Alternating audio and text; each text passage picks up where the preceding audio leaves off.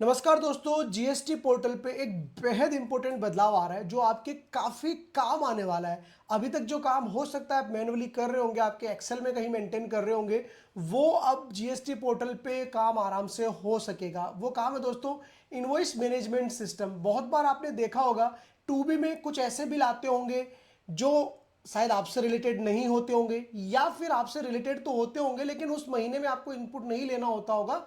हो सकता है अगले महीने में इनपुट आपको लेना हो। जैसे मान लो आपके पास इनवॉइस तो आ गया लेकिन पर्टिकुलर गुड्स जो आपने ऑर्डर किया था वो माल अभी तक नहीं आया।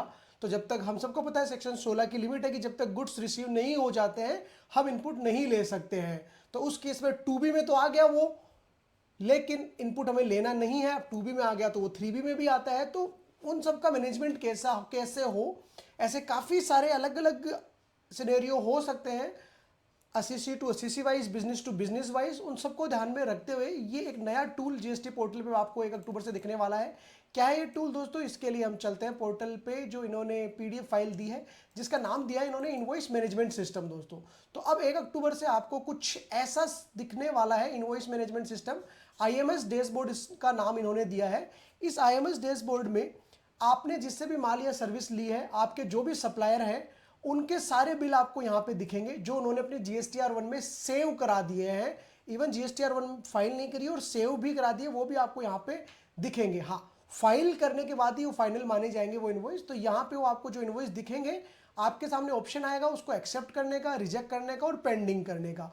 अब आप जैसे उसको एक्सेप्ट करोगे तो एक्सेप्ट करे हुए इनवॉइस आपके 2B का पार्ट बनेंगे और 2B से वो 3B में चले जाएंगे, जैसा नॉर्मल में हो रहा है। आपको लगता है कि नहीं जी ये इनवॉइस तो मेरे से रिलेटेड है ही नहीं, तो आप उसको रिजेक्ट कर सकते हो। या फिर आपको लगता है कि इस इनवॉइस का इनपुट मुझे अभी नहीं लेना, तो आप उसको पेंडिंग स्टेटस सेलेक्ट करके भी उसको छोड़ सकते हो। अब ये क्वेरी आएगी कि अगर हमने एक्सेप्ट नहीं किया या एक्सेप्ट करना भूल गए तो क्या वो 2B में नहीं आएगा और 2B से 3B में नहीं आएगा? क्या मुझे ये मैंडेटरीली वर्किंग करनी पड़ेगी? नहीं दोस्तों, आपके लिए ये वर्किंग मैंडेटरी नहीं है। आप चाहो तो कोई एक्शन लेने की आपको जरूरत नहीं है। अगर आपको ऐसा लग रहा है कि नहीं जी हमारे पास तो टाइम नहीं है, हम इस पे कोई एक्शन नहीं लेंगे, तो अगर आपने कोई एक्शन नहीं लिया है किसी भी इनवॉइस पे, तो ऑटोमेटिकली आपके 2B में आएगा, वहां से 3B में आएगा। आपको इनपुट लेना हो उसको आप ले सकते हो, अगर आपको इनपुट नहीं लेना हो तो आप 3B अभी जिस हिसाब से एडिट कर रहे हो वैसे आप एडिट कर सकते हो। तो 4 ऑप्शन रहेंगे। कोई एक्शन नहीं लिया तो there are invoices records where no action have been taken by the recipient, this shall be treated as deemed acceptance at the time of GSTR 2B generation.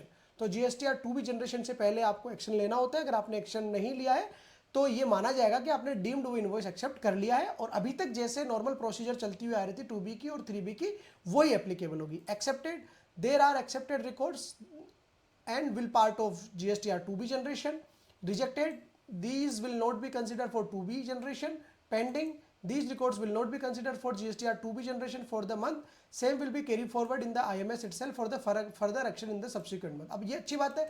Pending वाला, मान लो कि आपने सितंबर में कोई सप्लाई ली जो अब अक्टूबर की 2B में आनी है। अक्टूबर महीने में 1 अक्टूबर को जब आप देखोगे तो आईएमएस पोर्टल दिखेगा। अब सितंबर का वो इनवॉइस आपको आईएमएस पोर्टल में दिख रहा होगा, लेकिन मान लो आपके पास गुड्स नहीं आए तो आपको उसका इनपुट नहीं लेना है। अगले महीने आप उसका इनपुट लोगे तो जैसे आप पेंडिंग में सेलेक्ट कर लोगे तो वो आप 2B में नहीं आएगा उस महीने की, तो आप 3B में इनपुट भी नहीं लोगे जो आपको लेना भी नहीं था। फिर अगले महीने की 2B के लिए वो आपको आईएमएस में दिख जाएगा अगले महीने, वहां जाके आप उसको अगले महीने भी एक्सेप्ट कर सकते हो अगर आपके पास माल रिसीव हो गया है तो ये तो हमने एक पर्टिकुलर केस सिनेरियो लिया आपको समझाने के लिए कि पेंडिंग जो ऑप्शन आ रहा है, पेंडिंग ऑप्शन सेलेक्ट करने का क्या फायदा है। उसके अलावा और काफी सिनेरियो आपके बिजनेस वाइज अलग अलग हो सकते हैं। तो आप ये पीडीएफ फाइल जीएसटी पोर्टल पे जाइए। जीएसटी पोर्टल पे आपको अपडेट्स वाले न्यूज और अपडेट सेक्शन में दिखेगा, इसको डाउनलोड कीजिए और उसको आप पूरा जरूर पढ़िए दोस्तों। और कहीं भी आपको डाउट है इसमें तो प्लीज आप कमेंट बॉक्स में जरूर शेयर करें हमारे साथ। Thank you so much. जय हिंद, जय भारत।